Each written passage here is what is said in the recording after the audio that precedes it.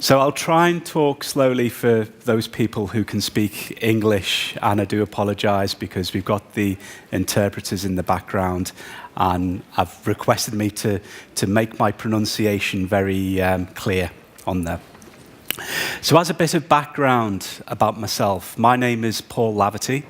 I work in the Intelligent Cloud business through the Global Black Belt organisation. So our part of the business is literally leading in the tip of the spear when it comes to digital transformation, but more importantly, to try and help our customers, like yourselves, understand how you can harness our technology to aid you through these very disruptive times when it comes to digital transformation. There's three things that I would like to hopefully convey in the next 20 minutes before I hand the floor over to our strategic partner, Adobe, to take over the theme, specifically about retail and more importantly, about some of the technological advancements. So first thing is, I hopefully will give you insight of what is happening at a macro layer in the retail industry. Secondly, I will also give you some useful information about what the key trends are from a technological perspective. And thirdly, give you a sense of Azure and how Azure can help you form part of your digital transformation itself. Specifically, when it comes to either you're about to start on your journey or whether you're looking at ways and means to try and innovate and incorporate new technology and, more importantly, new services into your portfolio of applications. So let me start today by giving you some narrative about retail and what it means from an industry perspective. Probably retail is perhaps the most disrupted segment or the most disrupted industry across all of the industry segments that Microsoft operate on. And this has been a culmination of many, many years where technology has not necessarily been a business enabler when it comes to helping organizations incorporate technology to provide competitive advantage. And you see in terms of some of the commentary that's behind me when it comes to digital disruption and what that means broadly from a retailer perspective. So look in terms of the demographics of how consumers are buying or what their purchasing habits are, and more importantly, how the generation shift of the millennials that are purchasing goods from online retailers is a primary example where there's almost a kind of an opportunity where we can kind of see where these trends are coming into play. And certainly when it comes to new capabilities that are in the market today. So I'll give you one example, artificial intelligence. This is not a technology that's going to happen in, say, a year, 2, or even 3 years' time. This is happening now. And more importantly, some of the capabilities that we have in the Azure platform can help you embrace some of these new services that you can incorporate into your day-to-day operations. And lastly, some of the things that we see from a holistical perspective is about how the technology that we provide within the cloud can help you as a business not only just grow your business organically, but look at new ways, new dichotomies of how you can harness some of the capabilities that the cloud will give you when it comes to your competitive advantage. So where do we see the major key areas? There was a phenomenal study that was publicized by McKinsey, and I suggest for those retailers who are present in today's presentation, I would suggest that you try and read it. It provides interest and thought leadership in terms of where the industry is going, specifically citing 2030 as almost that optimal point in time where these new capabilities will be embraced holistically within the industry. And certainly if you look in terms of some of the key areas where we're actually building the platform as an anchor to embrace these new services. So for instance, when it comes to making sure that customers are at the center of everything that you do from a business perspective, certainly in retail, and it is probably one of the most ardent industries that we see some of these challenges, for instance. And likewise, when it comes to building a digital platform which is then scalable, and more importantly, it's going to allow you to be competitive. Certainly when we see likes of social media, how social media is used from a consumer perspective, where sentimental information is then presented into various channels, whether it be Facebook, whether it be Twitter, but making sure that you can plug into that data source and then find out precisely where there are areas where you can capitalize upon. And certainly when it comes to reallocating resources within the business, those businesses who can adopt a more agile process when it comes to looking at new differentiated capabilities, but more importantly, how you can then posture and position new resources into your organization to try and keep up with this competitive change when it comes to agility. So these are a culmination of the McKinsey report that was publicized last year, and more importantly, it gives you some proper thought leadership in terms of how you can embrace cloud services specifically to kind of help you navigate some of these, through these changes, or these disruptive changes, I should say. Some interesting facts that you may or may not be aware. So 2021, you'll start to see a proliferation of technologies which have been traditionally consumed on a desktop to be moving towards smartphones. So when it comes to a consumer perspective, this opens opportunity how you can build new innovation from a mobile phone, smartphone perspective in order to then reach out to your client base. Secondly, 2018, we see an upsurge of voice-activated payment systems where consumers are starting to use these new capabilities, these new technologies, in order to then do things which are completely different from what they've done previously. And lastly, we've seen an unprecedented amount of stores that are closing, mainly due to the competition in the online retailer space. And this is something that we see from a global perspective.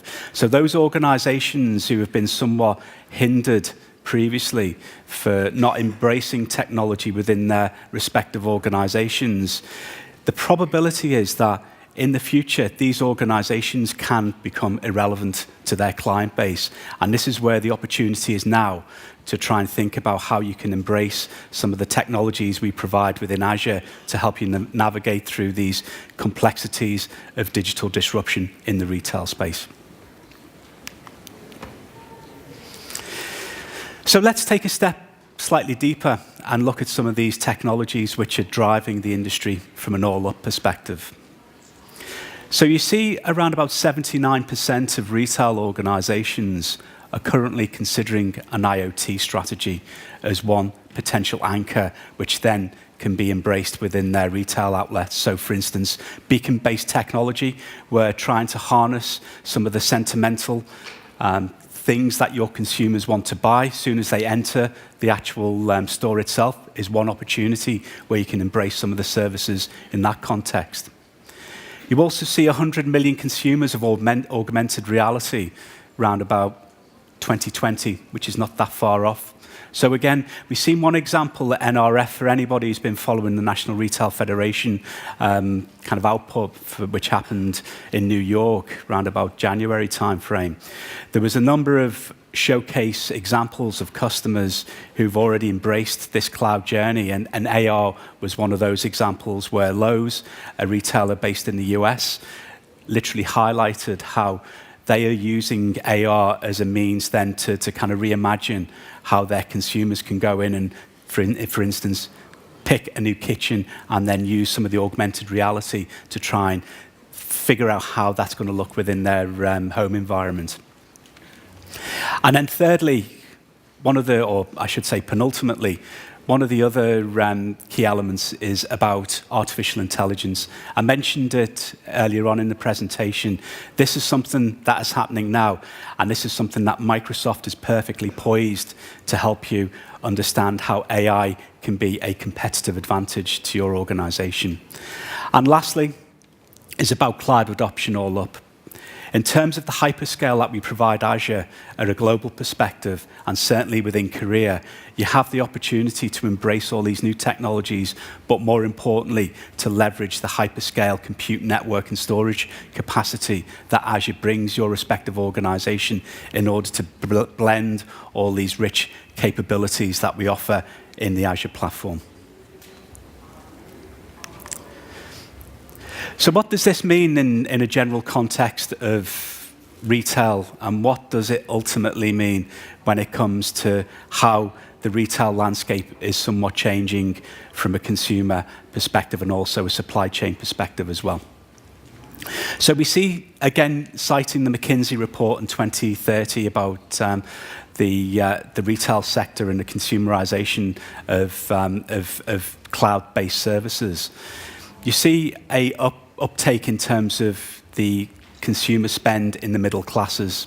So again, 2030, that optimal date or that point in time, you'll see the middle classes of this world where they're literally in a position to be able to then leverage some of these new capabilities, but more importantly, this yields growth for the retail industry all up. You look at some of the other dynamics of what's happening within the retail industry. Consumer goods as a primary example, where they've traditionally relied on a supply chain management process. And more importantly, there's an opportunity for the consumer goods manufacturers of this world, where they can then provide a direct connection back to their install base, which again aids the digital transformation story in the retail space. And look at some of the other things that you can see within the industry. Big data is one particular area which we wholeheartedly can help organizations like yourselves, if you have not yet tried to kind of reimagine how big data can then give you predictive analytics in order to understand precisely where you need to focus energy, resources, and more importantly, innovation. So where does this mean going back to an IT perspective? And more importantly, as I mentioned at the beginning, there's a lot of legacy-based infrastructure which is heavily reliant on IT in order to keep the lights on. And Microsoft, we've provided market research in that perspective, and you can see around about 73% of the organizations that we surveyed are in that precise moment in time where they're having to provide underlying resources in order to manage their respective real estate. And certainly if you look in terms of what does that mean, I mentioned before about the proliferation of mobile technology, which is going to subsede some of the consumer habits when it comes to buying new finished goods and services. Then similarly, IT is in a position where they're not in a position to be able to meet those demand criteria. And certainly what we see as a business all up is almost this widening of the divide between IT and the business in order to keep the lights on, but the business is actually trying to drive new innovation within IT in order to meet the demands of their consumer base. So what does this mean from a digital experience, based on a lot of you today have attended the Korea Digital Summit in order to try and figure out and navigate through these complexities? It's quite simple how we can help you, Microsoft, as a business. And we believe we're unparalleled when it comes to providing these services at hyperscale, to providing services which meet the demands of your business, but ultimately gives you choice of how you want to consume our services. So it's split across three key segments. Those segments are a cross-device strategy, where it's almost ubiquitous in the sense of being able to provide these new arrays of consumerization, more importantly, how consumers want to buy technology or buy services. Similarly, it's about an open and hybrid cloud, and what we mean by that. Microsoft provides not only first-party services, but we also provide third-party services in the guise of the open source community. And this certainly is is built within the fabric of our DNA when it comes to launching new services. We ensure that these technologies are spread across the portfolio of Azure-related services that we provide. So we can take off the pain when it comes to management, but also give you the ability to harness some of these capabilities that we launch to market as services. And thirdly, it's about data-driven. I mentioned before about how data will be driving organizations to exploit, but more importantly, capitalize on where the industry is going, but more importantly, to help you make informed decisions where you need to then place strategic resources within your business. So what this means is as a simple step, if many of you are on the first kind of baseline when it comes to figuring out what digital transformation means to your organization, the quickest and easy way to try and understand where Microsoft can be of value to your respective business is first and foremost trying to understand where the opportunity resides within your organization to try and move along the journey, whether it comes to launch and lift and shift capabilities with infrastructure as a service. It could even be in a position to use some of the new advancements that we've got in containers, where you can abstract some of the dependencies against monolithic applications within your own private data center. And more importantly, some of the new innovation, which I'll touch upon in a second, surrounding serverless compute and also platform as a service, where you can start embedding some of these rich technologies into your applications in order to then meet the demands and also bring those customers closer to your business. And what this means in terms of agility, so this is an example of what serverless compute, which you'll hear over the coming months, particularly it's quite a hot topic for organizations of how they can abstract some of those dependencies. So again, real-time data processing, the ability to then harness relational data to make sure that it's available on a cloud-based relational database. In our context, it's SQL Server and some of the surrounding technologies. It could be timer-based processing to ensure that the data is cleansed within a reasonable format in order to provide rich capabilities of being able to understand precisely what consumer sentiment is. And then thirdly is it opens up a whole wave of opportunities, certainly when it comes to back-end processing in likes of IoT and some of the technologies, for instance, that we launched within the web and from an application standpoint. And the last box is real-time messaging with chatbots and some of the services we provide from an artificial intelligence capability standpoint. These are all present on Azure as of today. And if you're not looking at these technologies now to see how relevant it is to your respective organization, my kind of takeaway for you guys is to have a look at some of the services that we provide in order to help you understand where Microsoft can play a pivotal role. So as I slowly kind of run, I'm just looking at the time now before Adobe come onto the stage. These are some of the scenarios that you can do today. It's nothing over-engineered, it's nothing over-complicated. It's about trying to become differentiators in your marketplace, trying to think ahead of the curve. You've seen a number of pressures that have come within the retail industry, as I mentioned earlier on, whether it be through online retailers, whether it be through new subscription models with the consumer goods industry, or mainly it could be the way sentimental buying habits are somewhat changing within the industry itself. And also when it comes to Azure, this will also give you the competitive advantage of being able to keep ahead of the game and, more importantly, to try and harness the innovation that we provide from an organization. And in addition to our partner ecosystem, I hasten to add, but importantly, it's giving you the ability then to realize how we can help you in order to navigate through some of these complexities.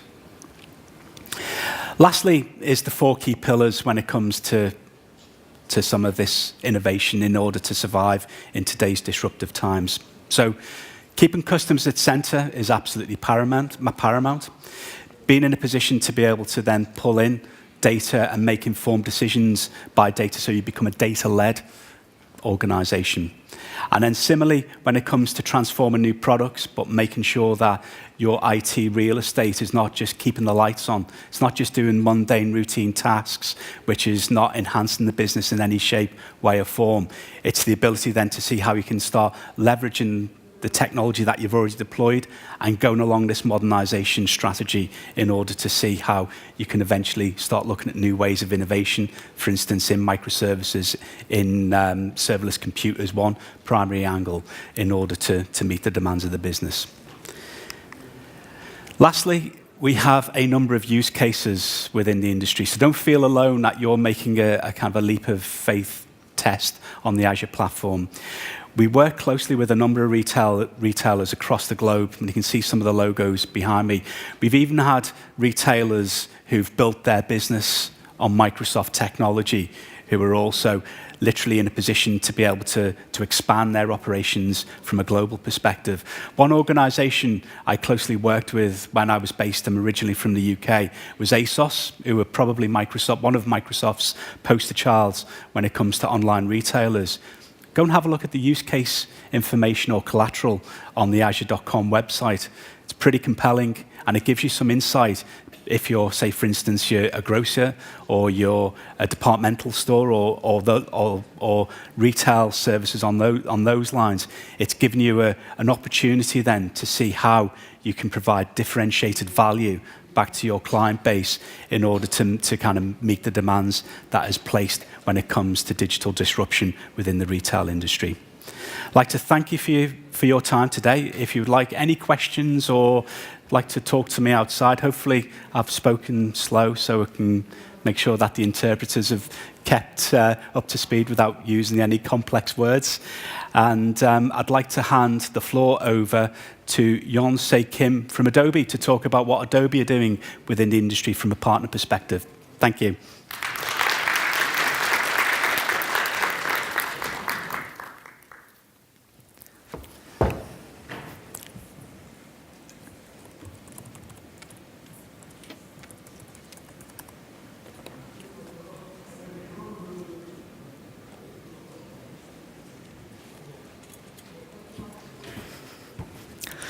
안녕하십니까. 저는 한국 어도비에서 인더스트리 전략을 맡고 있는 김윤석입니다. 앞으로 한 25분 동안 저는 이제 한국 어도비와 마이크로소프트 간의 전략적 파트너십 내용에 대해서 잠깐 말씀을 드리고요. 그다음에 유통산업 전반이 어떻게 변화하고 있고 또 유통기업들이 디지털 트랜스포메이션에 어떻게 대응을 하고 있는지에 대한 실제적인 사례를 소개해 드리도록 하겠습니다. 먼저 짧은 동영상 한번 보시고 시작을 하겠습니다.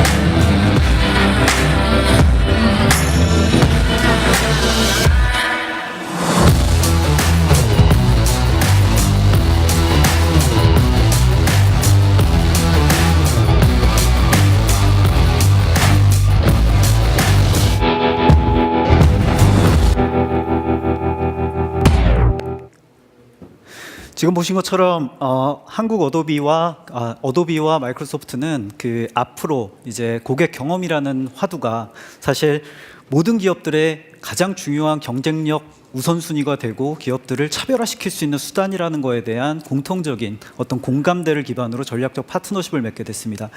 이런 전략적 파트너십에 대해서 이런 그 고객 경험이라는 공통된 인식을 바탕으로 해서 양사가 이제 서로 간의 전문 영역의 솔루션들을 서로 융합하고 이런 융합된 기반 기술들을 고객들한테 제공을 함으로써 어떻게 보면 기업의 디지털 트랜스포메이션을 좀 더 촉진시키고 또 기업의 어떤 디지털 혁신을 가속화시키는 역할, 이런 것들을 지원할 수 있는 거를 보다 더 잘하기 위한 파트너십을 체결하게 된 겁니다. 사실 IT 기업들 간에 뭔가 파트너십을 얘기를 하면 많은 사람들이 이런 얘기를 합니다. 공동의 영업만을 의미하는 것이 아니냐. 사실 실질적으로 마이크로소프트와 그 한국 어도비, 그러니까 어도비 시스템즈는 뒷단에서, 백그라운드 단에서의 솔루션 통합 작업들을 활발하게 진행을 하고 있습니다. 아시겠지만 그 어도비의 사인이라는 프로덕트 같은 경우에도 이제 그 마이크로소프트의 365 오피스에서 이제 많은 그 기능들이 통합돼서 제공이 되기도 하고요. 그리고 어도비의 크리에이티브 클라우드나 다큐멘트 클라우드 같은 클라우드 제품들이 이미 마이크로소프트의 애저 플랫폼 상에서 돌아가고 있는 상황입니다. 이렇게 실질적인 가치를 만들어내기 위해서 양사가 개별적으로 지금까지 최고의 영역의 솔루션들을 융합하는 작업들을 전략적 파트너십을 기반으로 저희가 진행을 하고 있는 상황입니다. 자, 그럼 마케팅 영역에서는 어떤 것들이 있는지 구체적으로 좀 더 말씀을 드리면은요. 어도비의 마케팅 클라우드와 그 마이크로소프트의 다이나믹 365 그리고 파워 BI 간의 연계를 통해서 마케팅 활동과 세일즈 활동이 하나로 융합이 되게 됩니다. 통합해서 고객들은 가시성을 가지고 관리를 할 수 있게 되고요. 그리고 파워 BI와 애널리틱스를 통해서 어떤 고객들의 전체 모든 채널에서의 어떤 비헤이비어 같은 데이터들을 실시간으로 원하는 채널, 원하는 디바이스를 통해서 담당자들이 확보를 하고 이런 것들을 즉시 비즈니스에 활용할 수 있는 가용성을 갖춰가게 됩니다. 그리고 또 하나, 글로벌리 가장 큰 네트워크에 연결이 되어 있는 어떻게 보면 가장 큰 클라우드 플랫폼인 애저, 마이크로소프트 애저 기반 하에서 어도비가 가지고 있는 어떤 디지털 고객 경험 기반이 동작을 함으로써 여러분들이 해외에 진출을 할 때나 아니면 국내에서도 검증된 환경, 검증된 완벽한 보안 환경 하에서 비즈니스를 추진할 수 있는 기반을 저희가 함께 제공을 해드리고 있습니다. 자, 그럼 유통산업에서 이러한 어떤 클라우드 기술들이 어떤 의미를 갖고 있고 기업들이 어떻게 대응을 하고 있는지에 대해서 말씀을 드리고자 합니다. 사실 유통산업은 미디어 엔터테인먼트 산업 다음으로 가장 디지털화가 빠르게 진행이 되고 있는 영역입니다. 그만큼 고객 경험이라는 말이 기업의 경영 우선 원칙이기도 하고 또 가장 중요한 화두로서 회자가 되고 있는 영역이기도 하고요.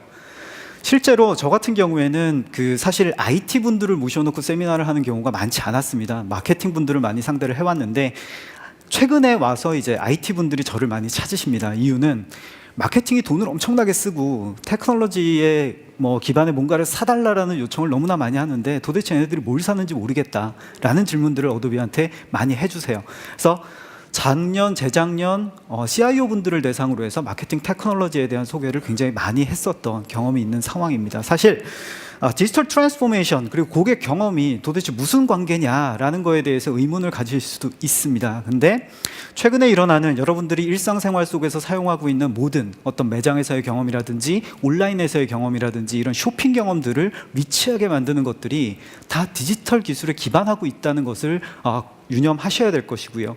그래서 디지털 기술 자체가 유통산업에서는 사실 고객 경험의 이네이블러의 역할을 담당하고 있다라고 말씀드릴 수 있을 것 같습니다. 크게 앞에 이제 폴 씨께서 많은 이제 유통산업에서의 트렌드를 말씀을 주셨습니다. 제가 말씀드리고 싶은 건 크게 네 가지인데요. 특히 미국 같은 경우에는 작년에 이제 아마존이 홀푸드를 인수를 하면서 굉장히 많은 변화를 가져왔습니다. 그리고 오늘인가 어제자 기사를 보니까 아마존이 택배 비즈니스를 하겠다라고 얘기를 누군가가 했나 봐요. 그랬더니 UPS랑 뭐 페덱스의 주가가 곤두박질 쳤고 뭐 굉장히 많은 아마존 이펙트라는 굉장히 많은 그 영향을 미치고 있는데 사실 작년에 가장 직격탄을 맞았던 곳이 바로 유통입니다. 홀푸드를 인수를 하면서 많은 기업들이 디지털이랑 어떤 오프라인이랑 별개적으로 생각을 했던 기업들이 이건 안 되겠다 하면서 이제 전체 고객 전의를 기반으로 해서 통합적인 관리 기반을 갖추려는 노력들을 하고 있습니다. 하나의 전의하에서 모든 것들을 관리하기 위한 노력들을 하고 된 것이죠. 그러면서 디지털 기술에 대한 도입이 늦었거나 역량이 부족한 기업들이 여기에 대응하는 많은 이제 뭐 전략적 협업도 만들어내고 또 인수 작업들도 막 굉장히 활발하게 일어나고 있는 상황입니다. 뭐 예를 들면 아마존이 홀푸드를 인수를 하면서 이제 아마존의 프라임, 아마존 프라임의 세임데이 그리고 원데이 배송 서비스에 대응하기 위해서 인스타카트를 중심으로 하는 이제 또 하나의 대응 세력들이 나타나기도 했고요. 그리고 사실 마이크로소프트 분들이 말씀드리기에는 좀 부담되는 얘기일 수도 있겠지만 실제로 월마트나 타겟 같은 기업들은 AWS에서 더 이상 비즈니스를 하지 말라라는 어떤 그 테크 벤더들한테 권고까지 내놓기도 했고 실제 많은 미국의 리테일러들이 AWS 서비스에서 이탈을 하는 상황에 있는 상황입니다. 뭐 이렇게 디지털이라는 역량을 확보하기 위해서 많은 노력이 일어나고 있고요. 또한 디지털이랑 조금 거리가 있었던 식료품 산업 같은 경우에는 굉장히 빠르게 변화를 하고 있습니다. 예를 들면 식료품의 어떤 이커머스 매출이 2017년도에 약 30% 정도가 상승을 했다라고 해요. 그리고 재미있는 거는 중국이 52%로 그 성장을 가장 많이 이끌었고 한국이 41%로 2위로 식료품 시장의 이커머스 판매량이 급증을 하고 있는 상황입니다. 이렇게 사실 식료품 산업에서의 어떤 온라인을 통한 매출이라는 거는 그 전에는 많은 기업들이 생각을 많이 못했던 영역들이에서 이제 디지털 트랜스포메이션도 활발하게 일어나고 있다라는 것이고요. 그럼에도 불구하고 아직까지 90% 정도의 매출은 오프라인 매장에서 일어나고 있습니다. 그러다 보니 매장에서의 디지털 인터랙션이 정말 고객한테 어떤 영향을 미치는지에 대한 연구조사도 활발하게 일어나고 있고요. 실제 딜로이트에서 조사한 결과를 보면 2013년에 매장 내에서의 1달러 매출이 발생할 때 디지털 인터랙션이 미치는 영향이 36센트였다라고 합니다. 근데 작년 조사 결과를 보면 이게 56센트까지 올라갔다라고 해요. 그러니까 디지털 인플루언스드 매출이 인플루언스드 세일즈가 갖고 있는 그런 잠재적인 기회를 기업들이 많이 포착을 하고 있다라는 것이고요. 그리고 마지막으로는 이제 새로운 테크놀로지들입니다. AR, VR, 그리고 IoT, 그리고 작년부터 이제 화두가 되고 있는 컨버세이셔널 그 쇼핑.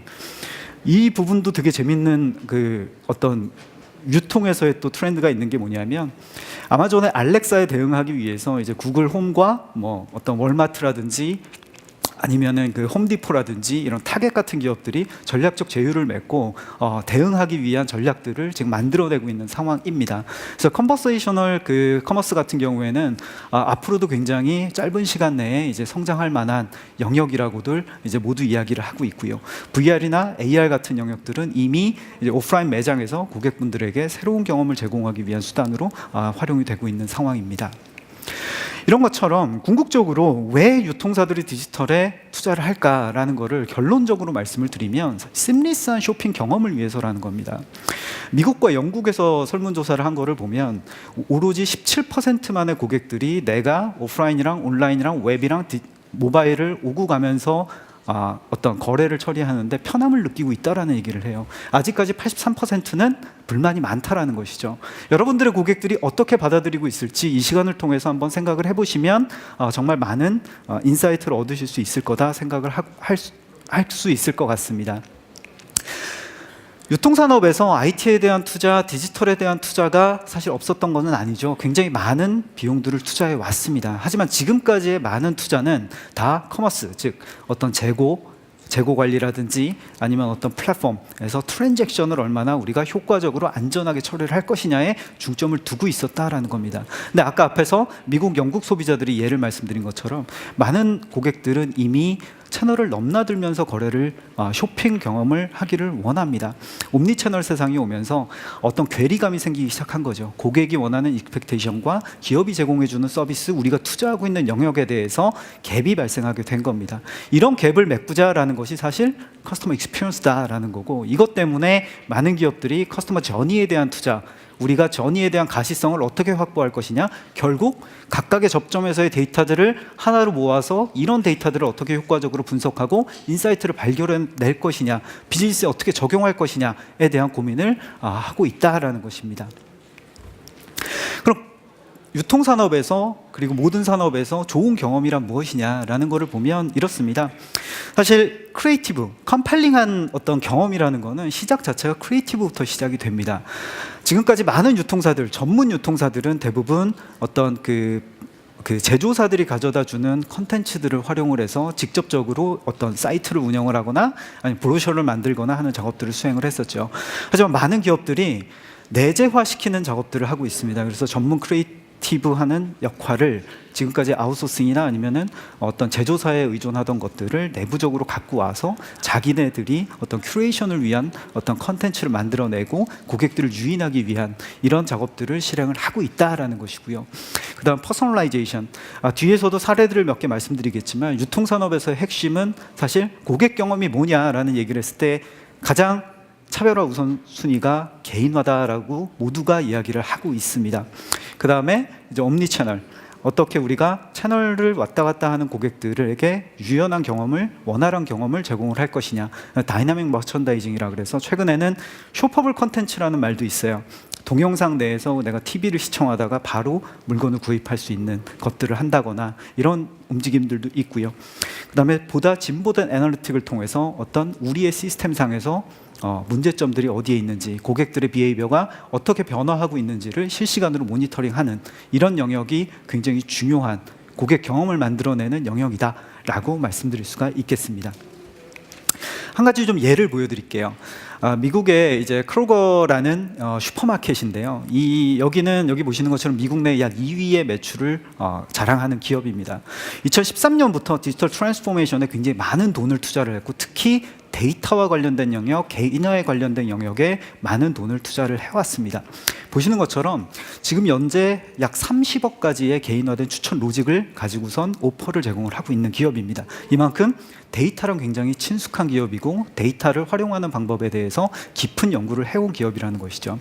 이 크로거가 또 올해 또 굉장히 재미있는 플랜을 또 어나운스를 했습니다. 뭐냐면 크로거 엣지라는 이제 디지털 쉘프, 그러니까 매장 내에 디지털 쉘프를 만들어 놓고 그 쉘프가 다 그냥 어떤 가격, 상품에 대한 가격을 보여주고 어떤 뭐 프로모션 쿠폰을 보여주는 게 뿐만 아니라 특정 고객의 알러지가 있는 고객들이 식품 정보를 그 자리에서 확인을 하고 그 고객의 그 제품 앞에 갔을 때 당신은 알러지 이런 음식, 이런 성분들이 들어가 있기 때문에 이 음식을 먹으면 안 됩니다 라든지, 아니면 식단 관리를 하고 있는 고객들에게 이런 음식, 이 제품을 사면은 이런 식의 문제가 발생할 수 있습니다라는 어떤 알람까지 주는, 어떻게 보면 굉장히 차별화되고 개인화된 경험을 주는 이런 디지털 쉘프를 올해 안에 약 200여 개의 매장에 디플로이할 계획을 가지고 있다라고 합니다. 이만큼 크로거는 슈퍼마켓임에도 불구하고 지금까지 굉장히 많은 영역에서 디지털화된 이런 데이터, 그리고 이런 데이터를 활용을 한 비즈니스를 실질적으로 운영을 하는 노하우를 갖춘 기업이고, 이런 것들을 바탕으로 해서 월마트 다음으로 미국 내에서 2위의 매출을 만들어내고 있는 기업이기도 합니다.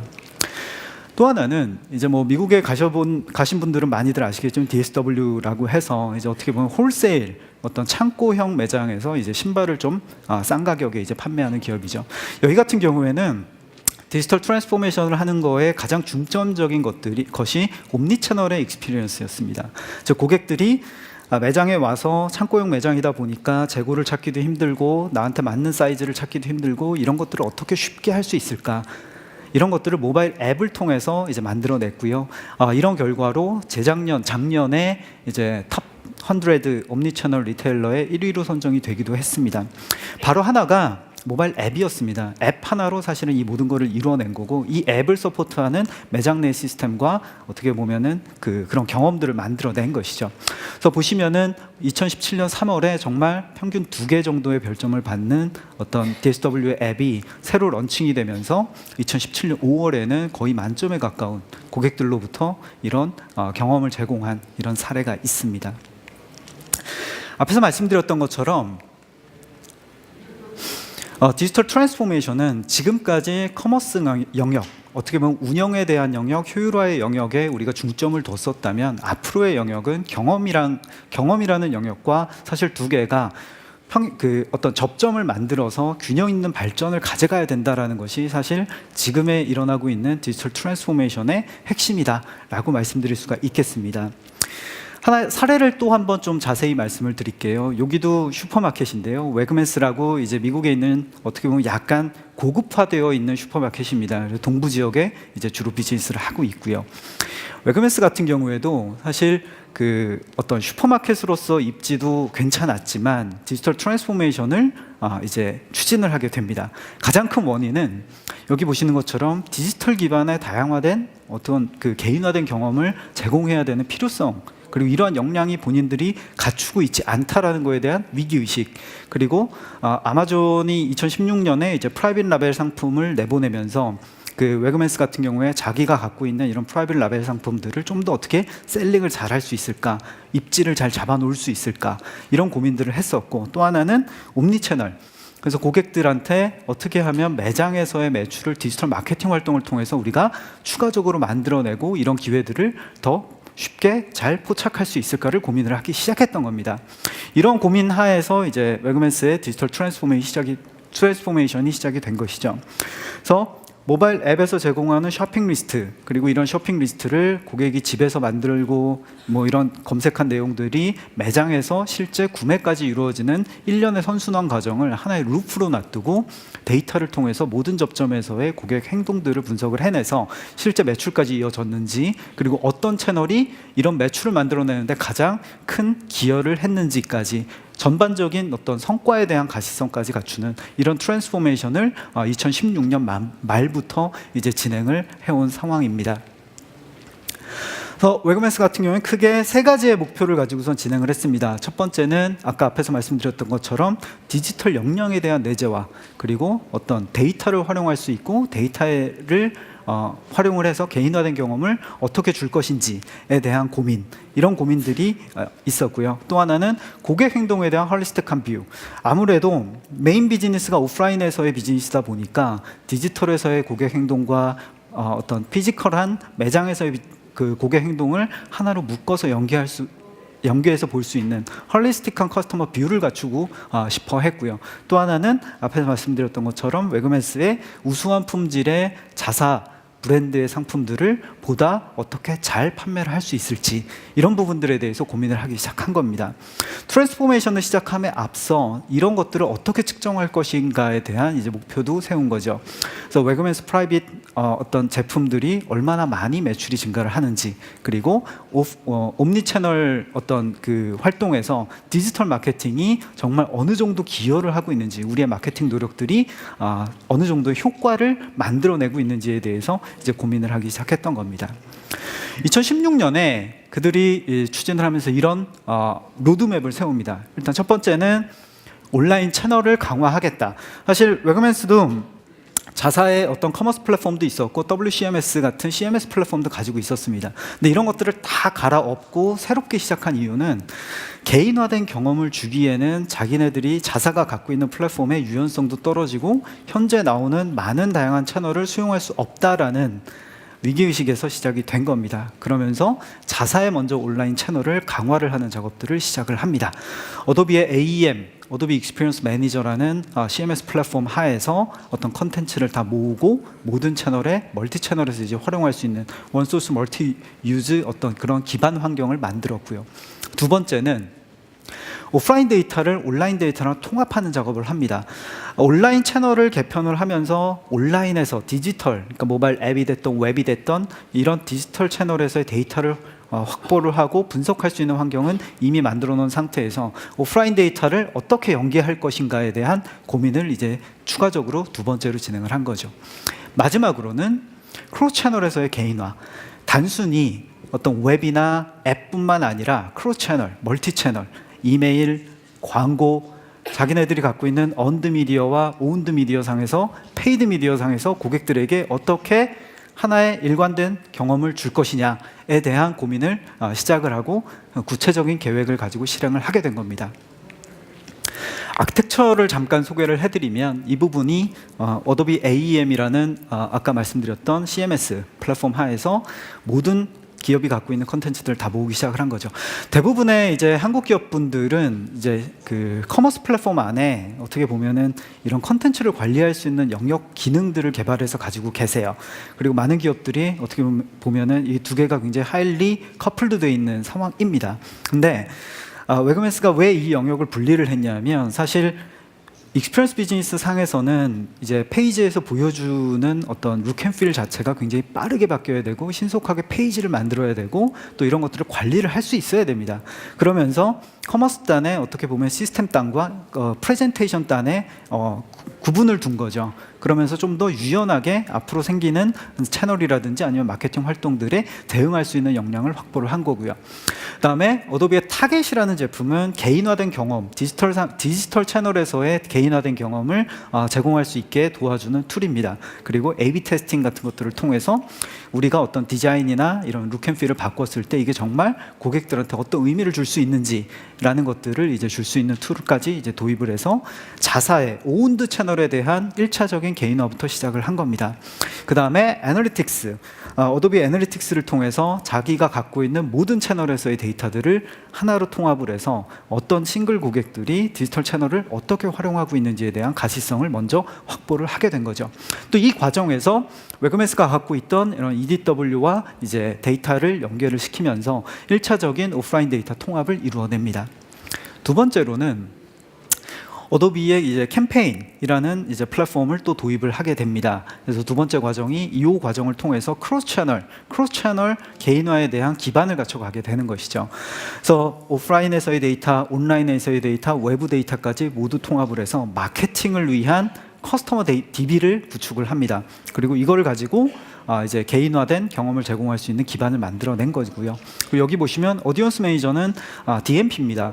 그래서 광고 영역까지도 하나의 데이터 기반 하에서 이제 실행할 수 있는 기반을 만들어냅니다.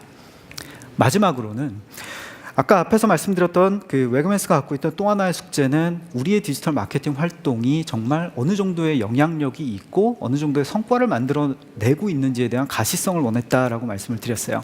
그래서 마지막으로 어도비의 데이터 워크벤치라는 어도비 애널리틱스 프리미엄이라는 제품을 가지고선 모든 채널에서 발생되는 데이터들을 하나의 통 안에서 분석을 함으로써 홀리스틱한 커스터머 저니를 관리를 하고 또 비헤이비어를 관리를 하고 분석할 수 있는 이런 기반을 만들어내게 됩니다. 웨그메스가 이런 변화를 통해서 어떤 것들을 이뤄냈느냐, 사실 굉장히 짧은 기간 동안에 이뤄낸 것들이지만 여기 보시는 것처럼 30% 이상의 사이트 비지터를 늘렸고요. 기존에 며칠이나 걸리던 작업을 몇 시간 만에 끝낼 수 있는 효율적이고 효과적인 경험 관리 기반을 만들어냈고요. 그리고 고객 인사이트를 여러 개의 채널에서 통합해서 홀리스틱한 뷰를 만드는 이런 그 작업들을 이루어냈습니다. 그리고 뭐 검색 기능이라든지 여러 가지 이제 디지털화된 어떤 그 새로운 경험을 제공하기 위한 기반에 투자를 함으로써 이런 비즈니스 성과를 지금 계속 얻어내고 있고 또 계속 추진 중에 있다라는 것입니다. 짧은 시간 동안에 사실 말씀드리느라고 너무나 사실 빨리 달려왔습니다. 근데 이제 마케팅 하시는 분들은 공통적으로 고민을 하고 계시는 부분이라고 생각을 합니다. 제가 이 자리에서 이제 말씀드리고 싶은 크게 세 가지는 이렇습니다. 첫 번째는 커스터머 저니에 대한 이제 중요성, 그리고 커스터머 저니의 가시성을 어떻게 확보할 것이냐는 모든 유통기업들의 숙제입니다. 그래서 기업의 내부가 아니라 외부의 시각으로 바라보십시오라고 말씀드리고 싶은 이유는 아까 말씀드렸던 경험이라는 거에 그 어떤 가장 최적의 점을 찾는 가장 좋은 수단이 사실 커스터머 전입니다. 우리가 앞으로 어떤 비전을 가지고 어떤 경험을 제공할 것이냐를 상징적으로 보여줄 수 있는 게 사실 커스터머 전이이고요. 전이는 많은 기업들이 새로운 상품이다라고 이야기를 할 정도로 사실 전이에 대한 가시성을 갖추는 것이 가장 중요하다. 그리고 여기에서 그 스타트 포인트를 잡으십시오라고 말씀을 꼭 드리고 싶습니다. 두 번째는 어떤 고객 경험과 프로세스 그리고 시스템 조직들이 같이 변화를 해 나가야 된다라는 겁니다. 제가 서두에 제가 최근에 IT에 계시는 분들을 많이 만나고 있다라는 말씀을 드렸습니다. 그만큼 마케팅 혼자만으로 고객 경험을 바꿀 수는 없습니다. 그리고 IT 혼자만으로 역시 이런 고객 경험을 바꿀 수도 없습니다.